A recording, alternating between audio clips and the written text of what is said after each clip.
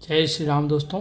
हम आ गए हैं श्री रामचरितमानस में बालकांड दोहा क्रमांक 312 पर। जनकपुरी में भगवान श्री राम की बारात पहुंच चुकी है। अब आगे धेनु धूरी बेला विमल सकल सुमंगल मूल विप्रन कहु विदेह सन जानी सगुन अनुकूल सियापति रामचंद्र की जय पवन सुत हनुमान की जय। तुलसीदास जी कहते हैं कि सभी सुमंगलों का मूल जो होता है वो गोधूली बेला में होता है।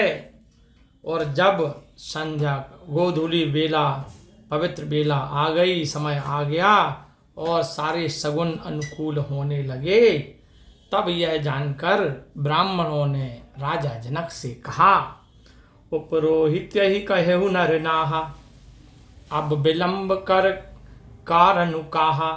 सतानंद तब सचिव बुलाए, मंगल सकल साजी सब ल्याए।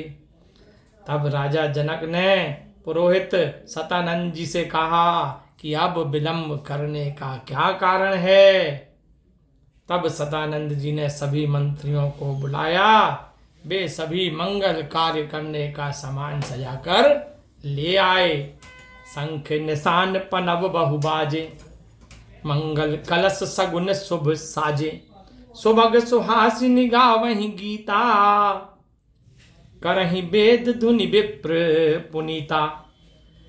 शंख नगाड़े ढोल आदि बहुत से बाजे बजने लगे और मंगल कलश और शुभ सगुन की जो वस्तुएं हैं वो सब सजाई गईं। सुंदर सुहागिन स्त्रियां मधुर मधुर गीत गाने लगीं और पवित्र ब्राह्मण जो है वो वेद आदि की ध्वनि करने लगे। लेन चले सादर यही भांति, गहे जहां जनवास बराती। कौशलपति कर देख समाजू, अति लघु लागत नहीं सुर राजू। सब लोग भली भांति आदर के साथ बारात लेने के लिए जनवासे की तरफ चले, जहां बाराती ठहरे हुए थे। राजा दशरथ के साथ आया हुआ उनका समस्त समाज देखकर देवराज इंद्र भी फीके लगे। भयउ समहु अबधारी पाऊ, यह सुन परा निशान ही घाऊ। गुरहि पूछ कर कुल विधि राजा, चले संग मुनि साधु समाजा।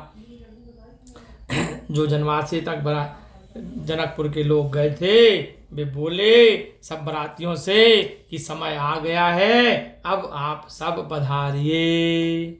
यह सुनकर नगाड़ों पर चोट होने लगी और नगाड़े बजने लगे।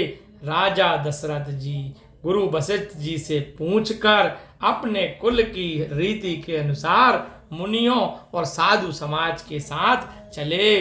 तो दोस्तों, हम सभी मित्रों भक्तों, रामचंद्र जी की बारात जनमासे से जनकपुर की ओर प्रस्थान कर रही है। बोलिए राजा रामचंद्र सरकार की जय।